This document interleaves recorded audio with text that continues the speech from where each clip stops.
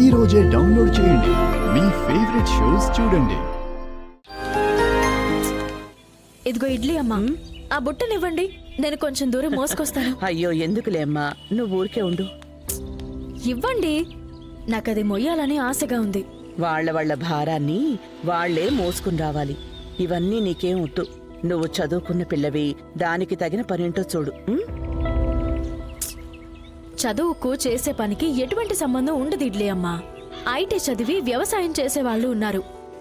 మీరు ఊరికే బిగువు చేయకుండా ఇవ్వండి. అయ్యో జాగ్రత్త, ఒక్క నిమిషం ఉండు. జాగ్రత్త.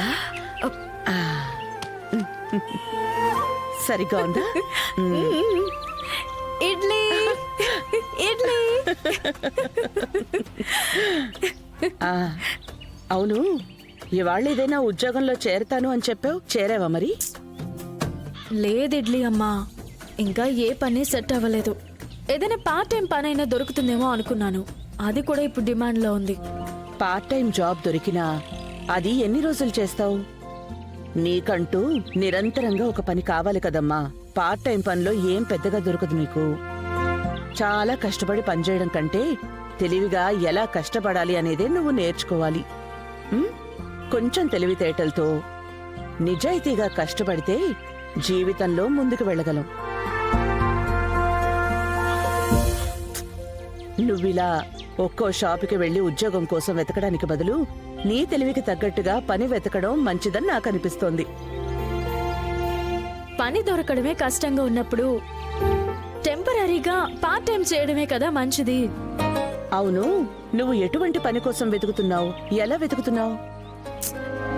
పెద్ద మాల్లో ఉన్న షాప్ లో వాంటెడ్ బోర్డ్ చూసి వెళ్ళి అడుగుతాను. లేకపోతే ఎవరైనా అక్కడ కావాలి ఇక్కడ కావాలి అని అడుగుతూ ఉంటారు. దాన్ని బట్టి వెళ్ళి కలుస్తాను. ఇలాగైనా పని కోసం వెతికేది? ఏ చదువు లేని వాళ్ళు, లేదంటే చదువుకంటూ పని కోసం వెతికేవాళ్ళు ఈ విధంగా కంటికి కనిపించి చావులకు వినిపించే పనుల కోసం వెళ్తూ ఉంటారు. నువ్వు చదువుకున్న దానివేగా. న్యూస్ పేపర్స్ లో, ఏజెన్సీల్లో, లేకపోతే ఇప్పుడు ఇంటర్నెట్ అది ఇది అనేదో అనుకుంటున్నారు కదా, అందులో కూడా వెతుకు. అందులోనే నీ టాలెంట్ కి తగిన పనులన్నీ దొరుకుతాయి. ఇడ్లీ అమ్మా, మీకేంటి అన్ని విషయాలు తెలుస్తున్నాయి? కానీ తెలియాల్సిన నీకు తెలియడం లేదే. తెలియకేమీ కాదు, ఆ దారిలోనే నేను వెతుకుతున్నాను. ఇవాళ కూడా నెట్లో ఒక 4-5 కంపెనీలను ఫైనలైజ్ చేసి అప్లై చేశాను. అందులో రేపు ఒక స్టార్ హోటల్లో ఇంటర్వ్యూకి పిలిచారు.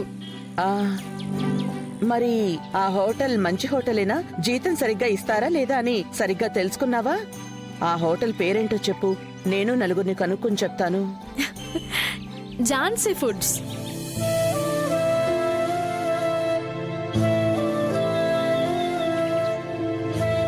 ఝాన్సీ ఫుడ్సా? అవును ఇడ్లీ అమ్మా. ఏ మీకు ఆ హోటల్ గురించి ఏమైనా తెలుసా?